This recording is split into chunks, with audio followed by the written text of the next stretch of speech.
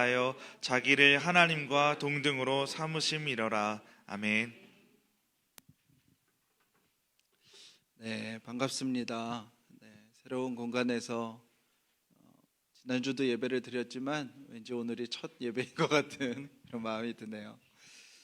알쓸 신잡에도 출연했었던 유현준 교수라는 교수가 있는데요. 그 교수가 한 강의에서 하는 내용을 인상 깊게 들었던 내용이 있습니다. 산업화가 되고 나서 자동차, 공장, 사무실 모든 것들이 100년의 시간이 흐르는 동안 엄청나게 많이 바뀌었는데 100년 동안 전혀 바뀌지 않은 곳 중에 한 곳이 있는데 그곳이 학교라는 거예요. 학교의 기본적인 모습과 교실의 풍경은 100년 전이나 지금이나 전혀 달라지지 않았다는 것입니다. 그리고 이제 사진을 통해서 보여주는데요. 모든 학교의 구조가 기본적으로 교도소의 구조랑 똑같다는 것입니다. 한 명의 감시자가 모두를 아주 효과적으로 감시할 수 있는 방식으로 설계되고 지어진 곳이 바로 교도소와 학교라는 것입니다. 떠올려 보면 학교에 이렇게 유리창이 쫙 있고 긴 복도가 있잖아요. 그리고 거기를 한 사람이 돌아다녀도 누가 나오는지 안에서 무슨 일이 일어나는지를 감시할 수 있는 그런 구조가 되어 있다는 거죠. 그래서 대부분의 학교가 기역자 혹은 니은자로 공간을 만들어서 아이들이 그곳에서 뭔가 다양한 생각들을 펼치기보다는 어릴 때부터 감시와 통제를 받는 것에 익숙해진 그런 모습들을 막 목소리 높여서 얘기하더라고요. 그분이 이제 세종시가 처음 지어질 때 거기에 이제 학교들, 공공시설물들 설계를 이제 자신이 담당하게 돼서 학교를 이제 설계하는데 한 세 학교를 인근에 붙이고 가운데 큰 공원을 두어서 그 큰 공원의 운동장을 학교들이 공유하게 하고 이제 교실들을 다 따로따로 분리를 시켜놨대요. 한 층 혹은 2층으로 해서 따로따로 분리시켜서 아이들이 아주 자유롭게 이동할 수 있도록 아이들의 동선을 아주 많이 조성하는 설계를 했는데 교육부에서 반려가 됐다고 해요. 이유는 형평성에 어긋난다. 여기 학교만 너무 좋으면 인근의 학교에서 너무 속상해한다. 이래서 반려가 돼서 이제 그분이 그때 너무 열이 받아가지고 이제 내가 어디 가서 강의할 때든 이 이야기를 꼭 해야겠다 하면서 학교는 교도소랑 똑같다 막 이 얘기를 엄청 이야기를 하시더라고요. 그 강의를 들으면서 참 이상한 마음이 제 안에 들었어요. 아이들이 자라고 성장하고 꿈을 키우는 공간이 공간적으로는 실제적으로 교도소랑 정말 똑같다고 생각하니 정말 실제로 그렇고요. 옆에 분들 보시면 대단한 분들이신 거예요. 다 12년 이상 복역하신 그런 분들이 옆에 계신 거죠. 가장 자비롭고 따뜻해야 될 장소라고 생각되어지는 곳이 한 번만 생각을 다르게 해보면 가장 차갑고 무자비한 곳이었다는 사실을 알게 되는 때가 우리 가운데 있죠. 오늘 38년 된 병자의 마음이 꼭 그와 같았습니다. 38년 된 병자의 장소와 때 그리고 시간을 살펴보면 이 38년 된 병자는 가장 자비로운 곳에서 아주 극도의 무자비함을 겪고 있는 한 사람의 모습을 볼 수 있습니다. 38년 된 병자는 지금 베데스다라는 연못 앞에 와 있습니다. 베데스다라는 이름의 뜻은 자비의 공간, 자비의 장소라는 뜻이에요. 베데스다는 이스라엘의 이제 예루살렘 성문 안으로 들어오는 바로 그 앞에 베데스다가 있는데요. 이곳은 이제 인터넷에 보시면 베데스다라는 곳을 사진으로 보면은 누가 봐도 자연 연못이 아니라 사람이 인공적으로 만들어 놓은 인공 구조물입니다. 많은 고대 학자들은 이곳이 빗물 저장소였다고 이야기를 합니다.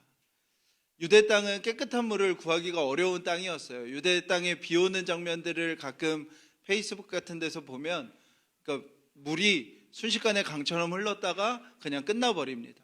그러니까 물을 저장하는 땅이 아닌 거예요. 그렇기 때문에 이들에게 너무너무 중요한 건 빗물을 받는 것이고, 비가 내리는 때에 파종과 수확을 하는 것입니다. 그래서 대표 기도 때 자주 등장하는 이른 비, 늦은 비, 이런 것들이 유대 땅에서는 이른 비 때 반드시 파종을 해야 되고요, 늦은 비 때 반드시 수확을 해야 되기 때문에 그렇죠. 이들이 깨끗한 물을 얻을 수 있는 방법은 거의 빗물을 모아두는 것 외에는 방법이 별로 없었습니다. 그러니까 베데스다는 빗물 저장고로 위아래로 만들어진 곳이었는데요, 이제 위에 빗물 저장고가 가득 찰 때 이제 그 빗물을 아래 저장고로 흘려보냅니다. 그러니까 1 저장고와 2 저장고가 있는 것이죠. 근데 이것을 성경에서는 물이 동할 때, 물이 차오를 때라고 표현을 하는 것입니다.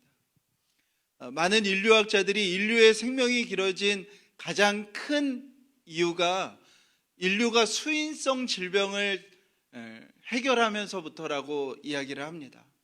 상류와 하류가 생기고, 하류를 특별히 관리할 수 있게 되고, 하수를 관리할 수 있게 되고, 물을 정제하는 기술이 생긴 것이 생명이 길어진 거에 있어서 가장 큰 이유라고 해요. 그렇기 때문에 지금으로부터 2000년 전에 유대 땅에서 실제로 깨끗한 물을 마시기만 해도, 혹은 깨끗한 물에 몸을 씻기만 해도 병에서 낫는 사람들이 아마 많이 있었을 것입니다. 그렇게 베데스다 연못은 사람들에게 인기를 얻는 곳이 되어가는 것이죠. 아마도 꽤 많은 사람이, 몇 명이 그곳에서 효과를 봤을 겁니다. 근데 효과를 본 사람들은 아마도 피부병을 앓고 있거나, 아니면 오염된 물을 먹어서 수인성 질병 혹은 간단한 위장에 관한 질병들이 대부분이었을 거예요. 근데 여기가 엄청난 헛된 신화가 붙는 장소가 되어버린 것입니다. 물이 동할 때, 즉 깨끗한 물이 있을 때 그곳을 들어가면 어떤 질병을 가지고 있어도 병이 낫게 된다는 헛된 신화가 생기기 시작되는 것이죠. 그래서 그 베데스다 연못에 오늘 성경에 보면 어떤 사람들이까지도 와 있는 거예요. 맹인들도 와 있고요, 다리 저는 사람들도 있고요, 그리고 혈이 마르는 사람도 그 앞에 와 있는 것입니다. 심지어 안진뱅이도 그곳에 와 있는 것이죠. 이 헛된 신화가 이제 이곳에서 불기 시작하자 베데스다는 유대 땅에서 가장 무자비한 장소가 되어버렸어요. 여러분들, 물이 동하는 때가 1년에 한 번이 아니라요, 비가 많이 오는 때에 물이 동하는 건데요, 그걸 어떻게 예측할 수 있을까요? 유대 땅에서 예측할 수 있는 방법이 없어요. 물이 동하는 시간, 물이 동하는 횟수 다 예측이 되지가 않습니다. 그래서 사람들이 어떻게 할 수밖에 없을까요? 거기에 진을 치고 서 있는 거예요. 비가 얼만큼 오는지, 비가 언제 오는지, 비가 얼만큼 저장되어 있는지 아무도 알 수 없습니다. 여러분들, 이런 게 진짜 사람 미치는 거잖아요. 다 된 것 같아, 내일 될 것 같아, 1시간 후일 것 같아, 이럴 때가 정말 사람들이 미쳐버릴 때거든요. 그렇게 물이 동하기를 기다려서 사람들이 줄을 서 있고요, 그리고 이제 위에 저장고의 문이 열리고 아래에 물이 동할 때, 여러분들, 그곳에 줄 서 있던 사람들이 어떻게 그 속으로 뛰어들었겠습니까? 질서라는 것은 상상하지도 못할 것이고, 수도 없는 폭력들이 이어졌을 거예요. 그 속에 오늘 안진뱅이가 있는 거예요. 안진뱅이는 경쟁조차 할 수 없는, 누군가 도와줘야 되고, 누군가 자신을 들어줘야 되고, 누군가 자신을 옮겨주어야만 이동할 수 있는 사람인 거죠. 이 환자가 38년 동안 몇 번이나 물이 동했을까요? 아마도 100번도 넘게 이 안전뱅이는 그 자리에 앉아서 물이 동하는 그 기회를 지나쳐야 되는 수도 없는 좌절과 낭망을 할 수밖에 없었던 병자였을 것입니다. 몇 년 동안요? 38년 동안요. 그리고 성경은 오늘 그 베데스다 연못에 있는 그 안전뱅이에게 주어진 때를 얘기하는데 바로 유대인의 명절이라고 얘기합니다. 성경은 이 일이 유대인의 명절에 일어난 일이라고 기록을 하고 있어요. 유대인들에게 큰 절기는 유월절, 오순절, 초막절인데요. 6장에 유월절 이야기가 나오고 7장에 초막절 이야기가 나옵니다. 그렇기 때문에 시간 순서상으로 보면 이 명절이 어떤 명절인지는 정확하게 알 수가 없는데 아마 요한복음의 저자가 시간 순서대로 썼다고 하면은 이 절기는 불임절에 가장 가까울 것입니다. 불임절은 뭐냐면 에스더가 하만의 계략을 이제 드러내서 모르드게가 기사회생하여서 유대인이 승리한 날을 기념하는 날인데요. 어떤 명절이라고 하든 유대인의 명절은 많은 이스라엘 백성들이 흩어져 있던 이스라엘 백성들이 예루살렘으로 다시 모이게 되고 손에 손마다 친척들에게 나눠줄 선물을 들고 모이고요. 그리고 하나님의 성전에 가서 우리를 구원하신, 우리를 인도하신 하나님께 감사와 찬양의 고백을 드리는 일이 명절 때마다 있습니다. 이 38년 된 병자는 지금 명절 때 그곳에 있는 거예요. 평소보다 5배에서 10배 이상의 사람들이 자기 앞을 지나가는 것입니다. 여러분들 휠체어 한번 앉아보면 내가 낮은 곳에서 사람을 쳐다봐야 된다는 그 마음이 되게 아프게 느껴지더라고요. 그 안전뱅이가 앉아서 지나가는 사람들의 얼굴을 쳐다보는 거예요. 모두가 명절을 맞이한 기쁨, 친척을 만나는 기쁨, 성전에 가서 유대인을 구원해 주신 하나님을 찬양하고자 하는 기쁨으로 가득 찬 얼굴로 지나가는데 이 38년 된 병자가 있는 것입니다. 그러나 누구도 이 38년 된 병자에게 관심을 기울이지 않는 것이에요.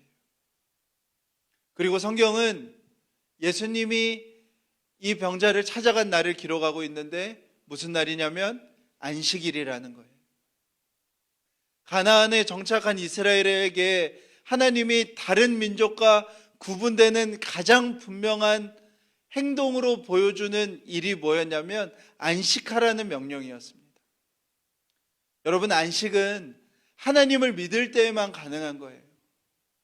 여러분들 2000년 전에 농경사회에서 특별히 종과 약자들을 안식시켜 준다는 것은, 쉬게 해준다는 것은 하나님을 믿지 않고는 불가능한 일입니다. 왜요? 농사는 당연히 쉬지 않고 일해야 더 많은 수확을 얻을 수 있는 일이에요.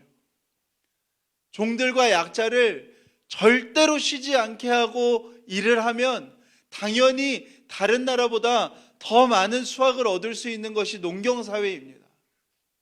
그런데 하나님께서 이스라엘 백성들에게 너희는 하나님을 믿는 내가 너희의 하나님이니 너희가 하나님의 약속한 땅에서 너희가 이제 처음으로 농경사회라는 사회의 질서 속에서 살아가는 너희들이 지켜야 될 일이 뭐냐면 안식하라는 거였어요.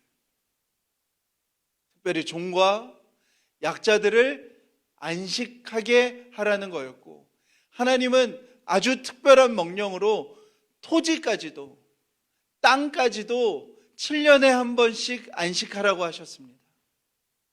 그리고 모든 사회적 책임, 본인의 실수로 주어진 모든 그 무거운 죄의 짐들도 희년이라는 제도를 두어서 안식 후 다 제자리로 돌아갈 수 있게 하라고 하셨어요.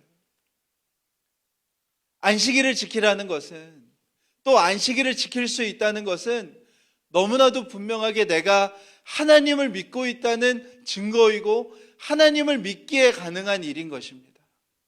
내가 세상의 종이 아니라 하나님의 종으로 산다는 고백이 바로 안식일을 지키는 것입니다.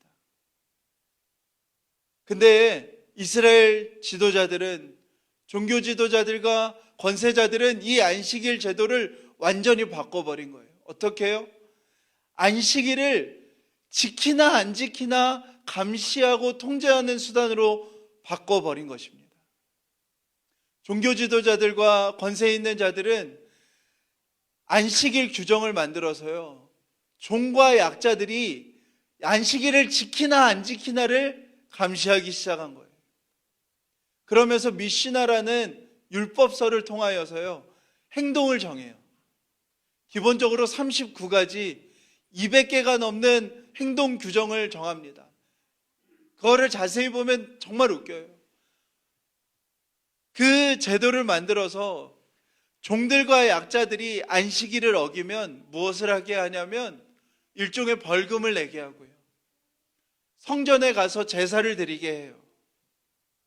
그렇게 벌어들인 돈으로 종교 지도자들과 권세자들은 더욱더 부유한 생활을 하는 것입니다. 오늘 38년 된 병자는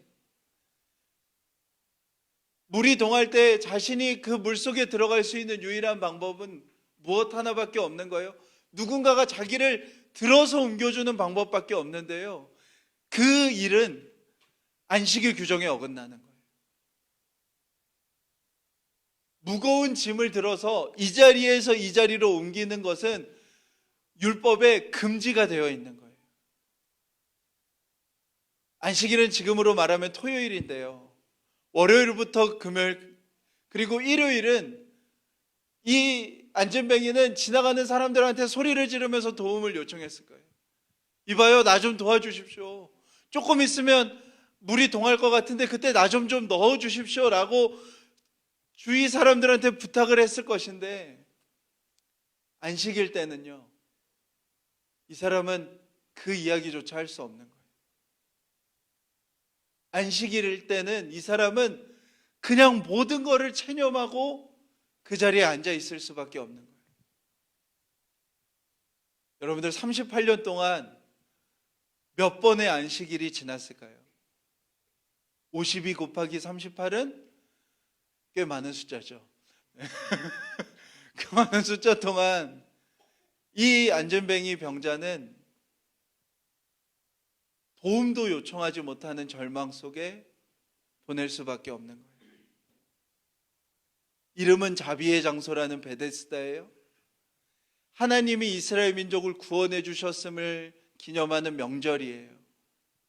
하나님이 종과 약자들을 쉬게 하라고, 너희들이 하나님 믿고 있음을 안식일을 통해 고백하라고 말씀하신 안식일이에요. 셋 다 뭐가 가득한 날이에요? 명명은, 이름은 자비하심이, 하나님의 자비가 가득한 날에 이 38년 된 병자는 어떤 처지 속에 놓여 있는 거예요? 극도의 무자비함 속에 이 38년 된 병자가 놓여 있는 거예요. 자비라는 이름이 써 있지만 최악의 무자비함을 경험하는 장소와 시간 속에 어떤 사람이 있었던 거예요? 38년 된 병자가 있었던 거예요.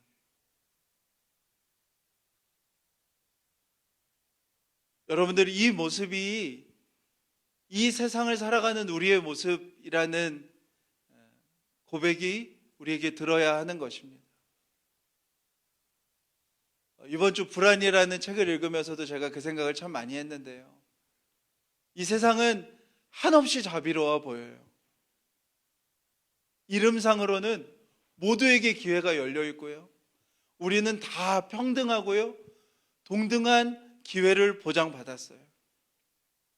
이름상으로는요. 내가 노력하면 미래의 아름다운 삶을 영위할 수 있을 거라고 곳곳에 붙여놨습니다. 곳곳에 이 세상은 아주 자비롭다고 붙여져 있어요. 그리고 우리는 그 속에서 실제로 몇몇의 엄청난 인생 역전 스토리를 듣죠.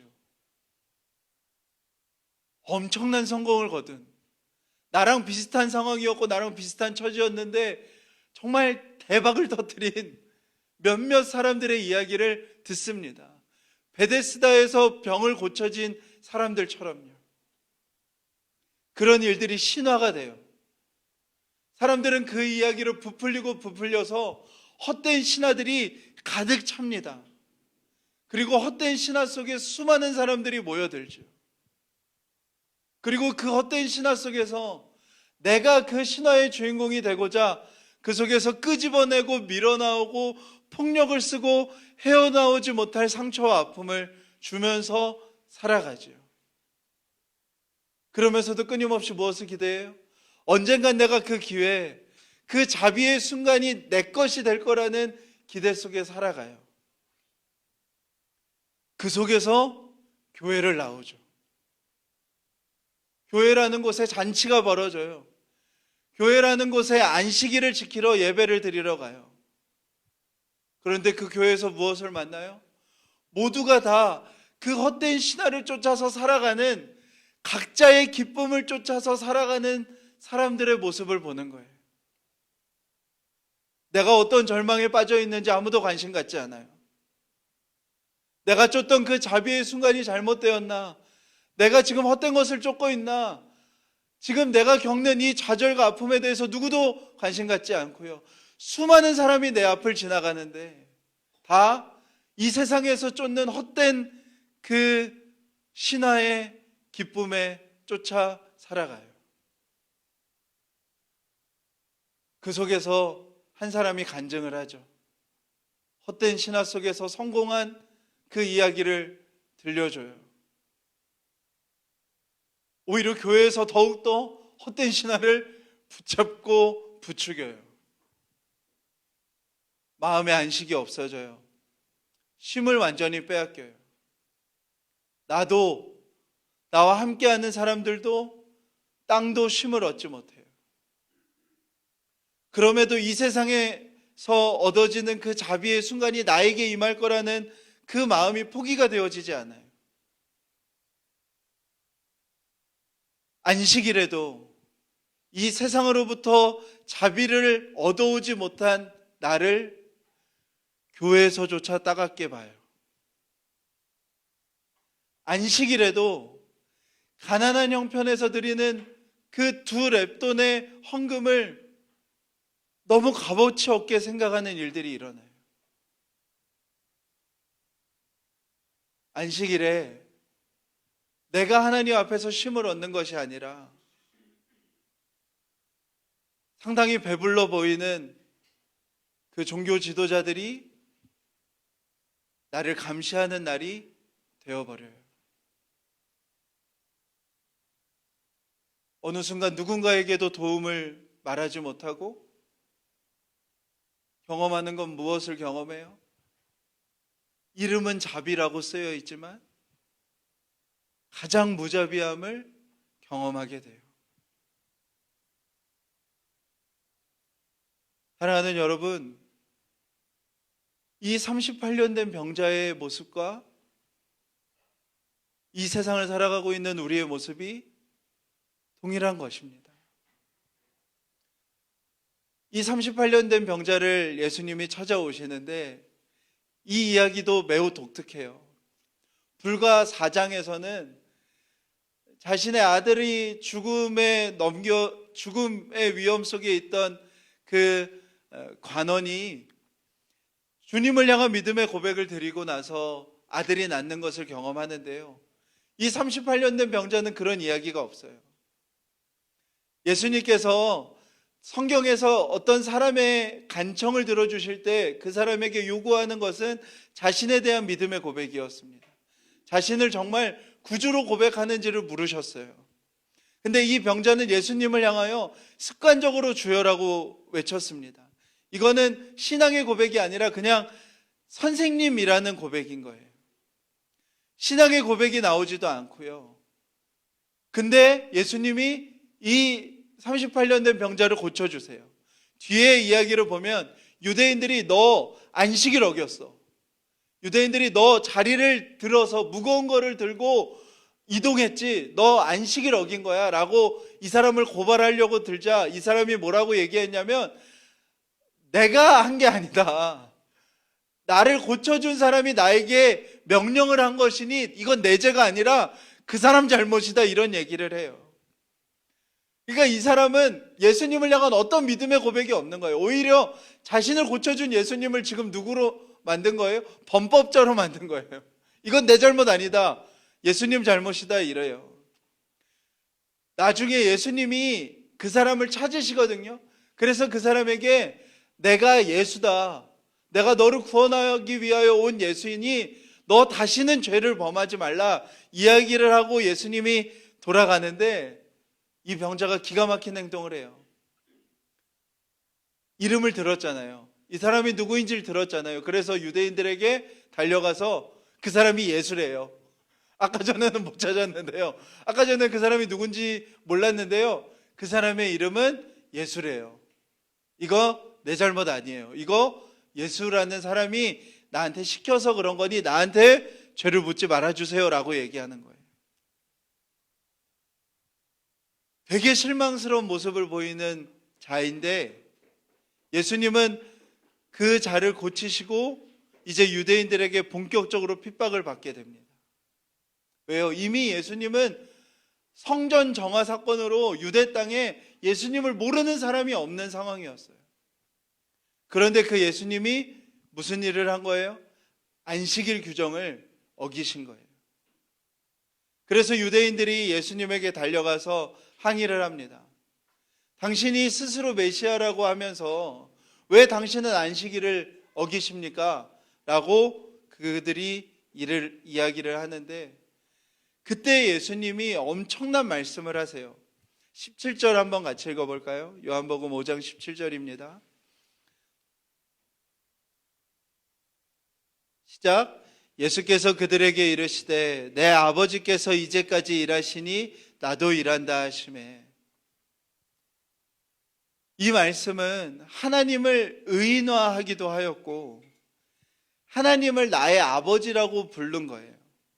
유대 사회에도 장자에게 아버지의 권한이 이어지는 그런 사회입니다. 그러니까 아버지를 언급한다는 것은 곧 아버지의 모든 것을 내가 유업으로 받았다라는 뜻이에요.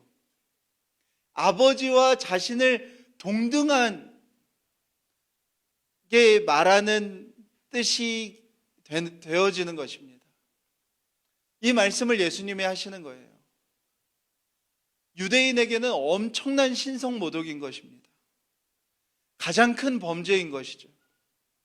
18절에 보면 이 일로 유대인들이 예수를 죽이기로 결정을 합니다.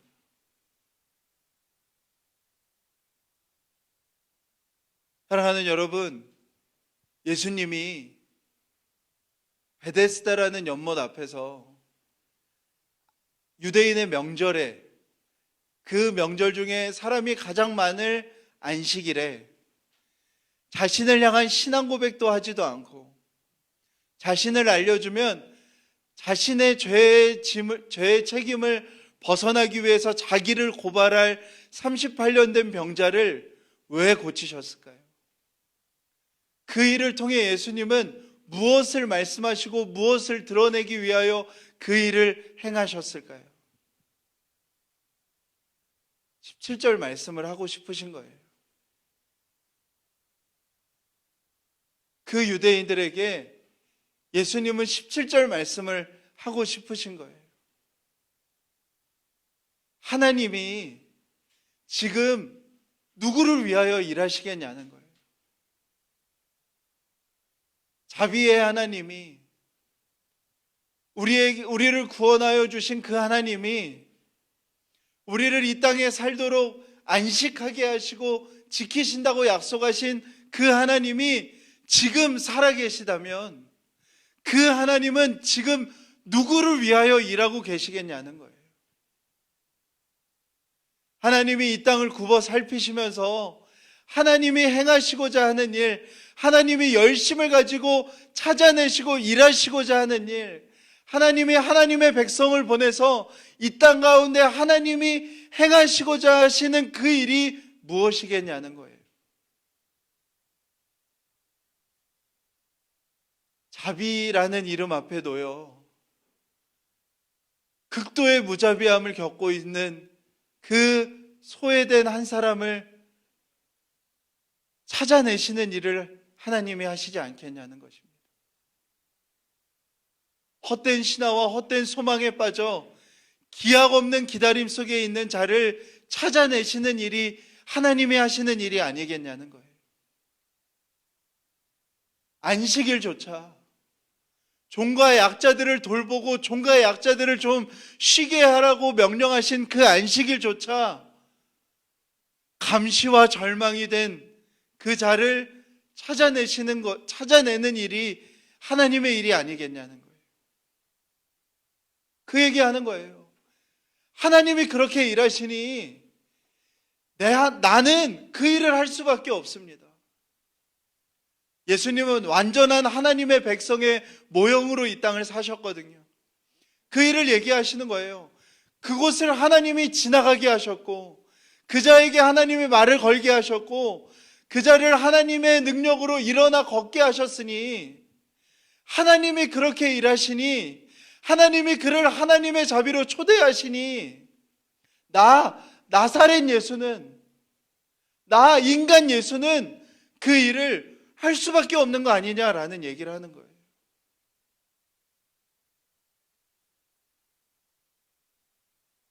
좌절의 날이었던 그 안식일을 하나님의 자비로 초청하여 쉼을 얻게 하는 하나님의 회복을 얻는 날로 하나님이 그렇게 일하시니 나도 그렇게 일한다는 거예요. 예수님은 38년 된 병자를 일으켜 세우시기 위하여 그 일을 행하신 것이 아니라 이 일은 전적으로 경고하시기 위하여 행하신 일이에요. 자비의 장소에서 벌어지는 그 무자비함들, 안식의 장소에서 벌어지는 그 착취들, 하나님의 뜻을 다 저버린 그 프로 종교 지도자들을 향하여 경고하시는 이야기인 것입니다. 사랑하는 여러분, 저는 오늘 지난주는 우리가 성만찬 예배로 드렸고 오늘 처음 이제 새로운 공간을 허락받아서 저희가 처음 말씀 강해를 하는 시간인데요.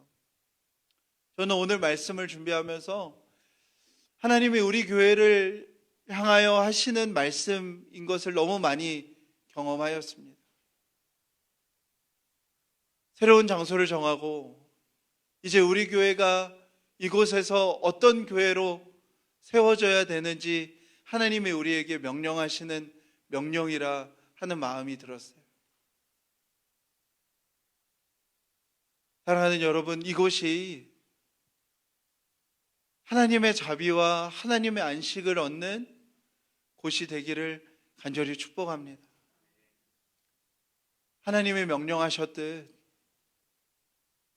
우리가 이곳에 이제 창립을 기념하고 우리의 명절을 기념하고 우리의 하나님의 역사를 기념하는 그 일이 우리가 매주 이곳에서 예배를 드리고 하나님을 찬양하고 하나님을 높여드리는 그 일이 지금 하나님이 일하고 계시는 사람들, 지금 이 땅에 하나님이 하나님의 백성을 보내서 일하시고 싶은 그 사람들,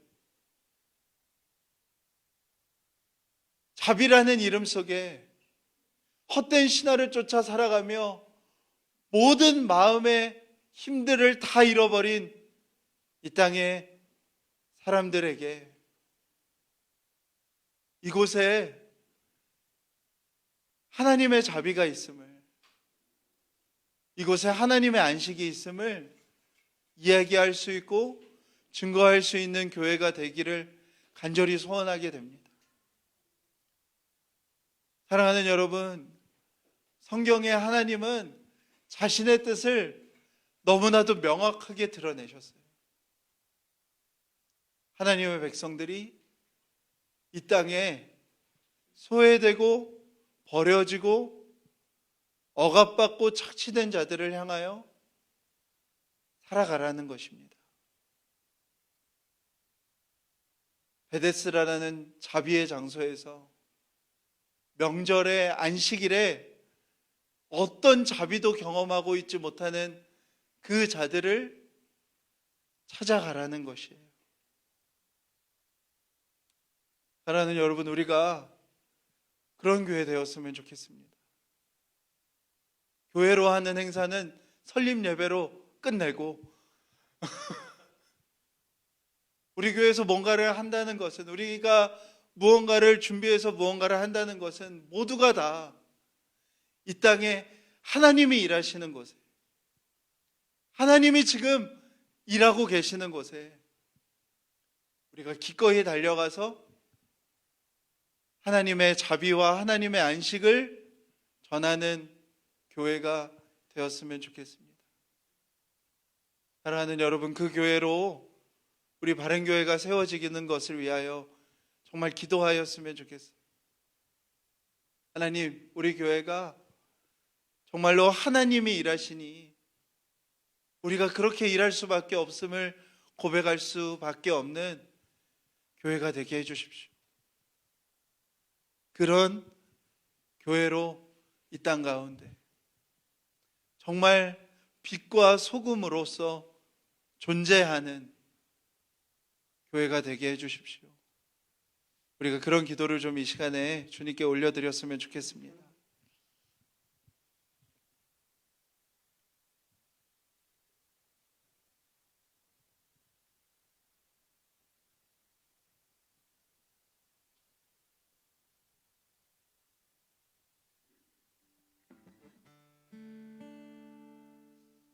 오늘은 찬양 없이 우리가 바로 기도를 했으면 좋겠습니다. 사랑하는 여러분, 제가 교회를 개척하고 지금까지 계속 고민하고 기도하는 것은 교회를 세워나가는 어떤 방법론이 있는 교회가 아니라 교회가 있어야 되는, 교회가 존재해야 되는 그 존재론적인 답을 얻고자 하는 기도와 간절함이 있었습니다. 저는 이 말씀이, 오늘 우리에게 주시는 이 하나님의 말씀이 저는 바로 그 말씀이라 싶습니다. 하나님 지금 어디를 향하여 일하고 계십니까? 하나님 지금 누구를 향하여 일하고 계십니까? 38년 된 병자처럼 자비라는 이름 안에 무자비함을 겪으며 헛된 신화를 쫓아 살아가며 온몸에 상처를 입은,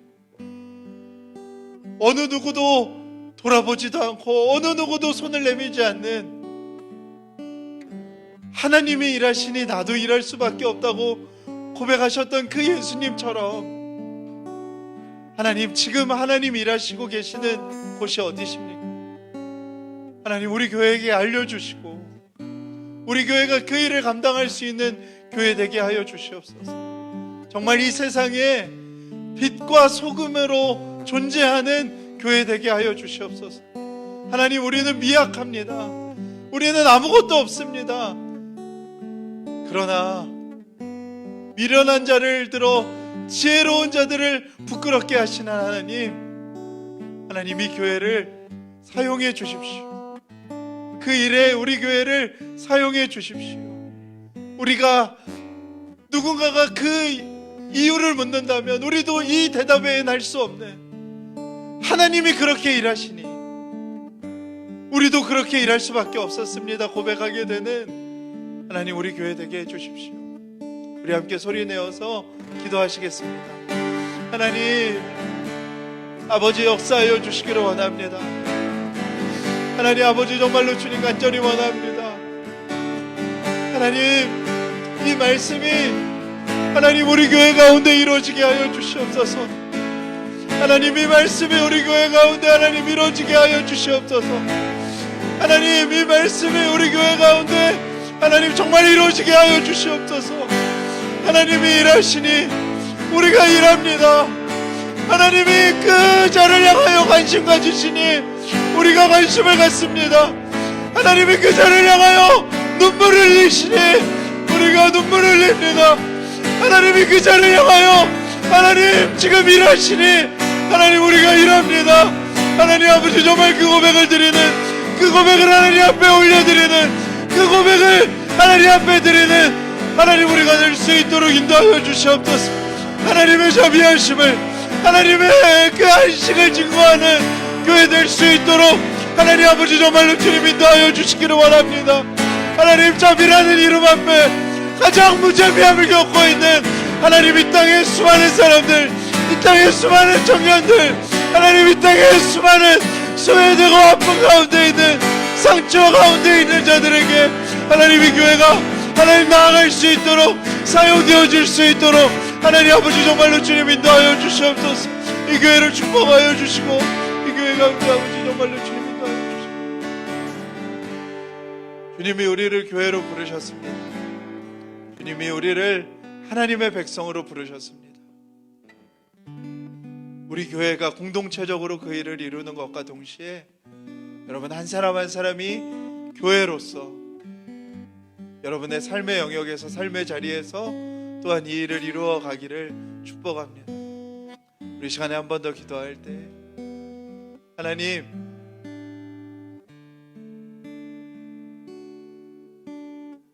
내가 하는 일을 통하여서 하나님의 자비와 하나님의 안식이 흘러가게 하여 주시옵소서. 내 삶의 터전에서 하나님의 자비로, 하나님의 안식으로 사람을 초대할 수 있게 하여 주시옵소서. 하나님이 그렇게 일하시기에 내가 이렇게 일할 수밖에 없었습니다 라고 고백할 수 있는 고백이 우리의 삶의 현장에서, 우리의 가정에서 일어나게 하여 주시옵소서. 우리 한 번 더 소리 내어서 기도하시겠습니다. 하나님 아버지, 역사하여 주시기를 원합니다. 하나님, 일하여 주시기를 원합니다. 하나님, 우리 사랑하는 성도들의 삶의 자리를 하나님, 하나님의 이름 앞에 올려드립니다. 하나님의 이름 앞에 올려드립니다. 하나님의 이름 앞에 아버지 정말 올려드립니다. 거룩하게 하여 주시옵소서. 거룩하게 하여 주시옵소서. 하나님의 자비와 하나님의 안식이 흘러넘치는 삶의 자리들이 될 수 있도록, 삶의 현장들이 될 수 있도록, 하나님 삶의 장소들이 될 수 있도록 하나님 아버지 정말 축복하시고 일하여 주시기를 원합니다. 그곳에 하나님 일하여 주시며, 그곳에 하나님 역사하여 주시며, 그것을 견고하게 하나님 세우시며, 그것은 하나님의 역사와 일하심이 부어지게 하여 주시옵소서. 하나님을 믿기에 세상의 방법대로 하지 아니하여도 그것이 자비와 안식의 자리가 되어도 하나님 아버지 정말 능히 하나님의 역사를 감당하게 되는 그 일이 일어날 수 있도록 하나님 아버지 정말 삶의 자리들을 하나님 축복하여 주시기를 원합니다. 그것을 축복하여 주시기를 원합니다. 아버지 정말로 주님 일하여 주시며, 아버지 정말로 주님 그 일을 행하여 주시며, 아버지 정말 그 일 가운데 아버지의 역사와 일하심을 하나님 아버지 정말로 주님 드러내시는 하나님의 놀라운 은혜가 될 수 있도록, 하나님의 놀라운 역사가 될 수 있도록 주님 인도하여 주시기를 원합니다.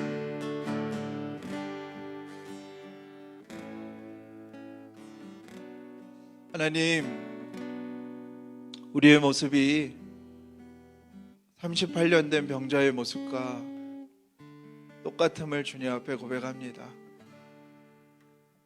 자비라 이름이 써였지만 하나님, 너무나 차갑고 너무나 무자비함을 겪을 수밖에 없는 세상 속에 살아가며 누군가의 그 성공의 신화가 오직 나에게 일어날 것을 기대하며 헛된 신화 속에 줄을 설고 그것을 얻어내기 위하여 온몸이 부서져라 달려가는,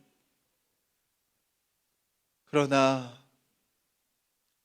얻지 못하고 얻을 수 없는 그 모습 속에 좌절하고 낭망하고 누군가의 도움의 손길을 간절히 바라지만 모두 다 나에게 도움을 요청할 뿐인 자비라는 이름이 있지만 극도의 무자비함 속에 살아가는 동일한 모습임을 주님 앞에 고백합니다.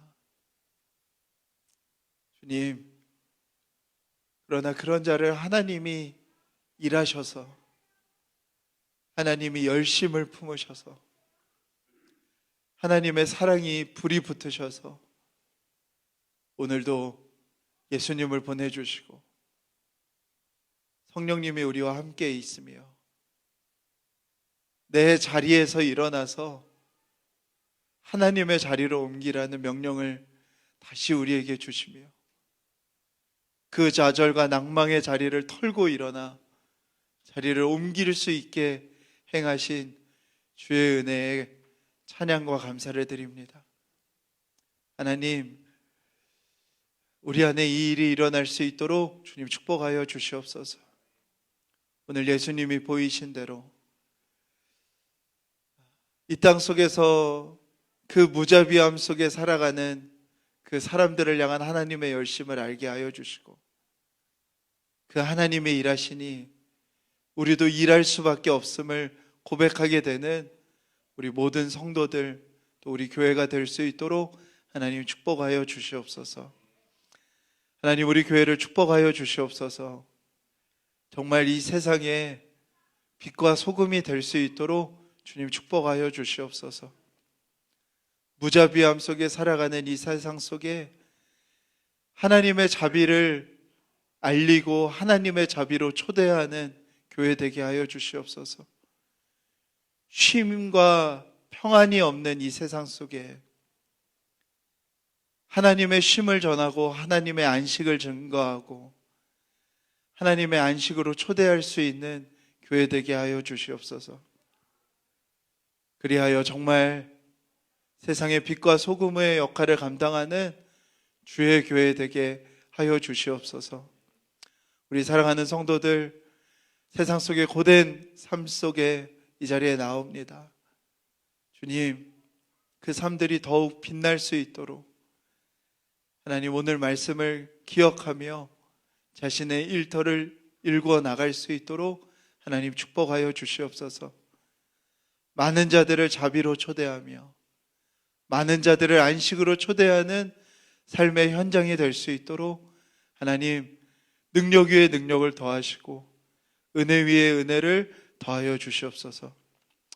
오늘도 주님 앞에 나오며 귀한 예물 드린 손길들마다 하나님 축복하여 주시고 하나님의 차고 넘치는 은혜를 허락하여 주시옵소서.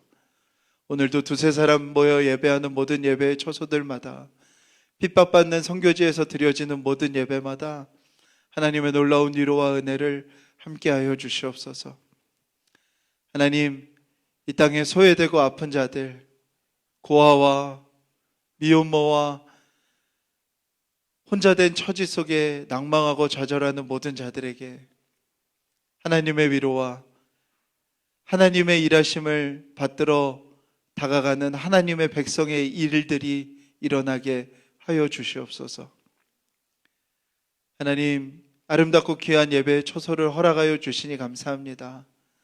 사랑의 마음으로 공사하여 수고하여 준 마하나임 선교팀 위에 또 많은 우리를 기억하고 기도해 주고 함께 해준 모든 이 땅의 하나님 백성 위에 하나님의 크신 은혜로 함께하여 주시옵소서.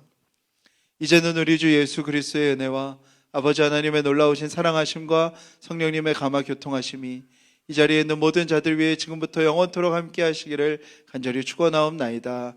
아멘.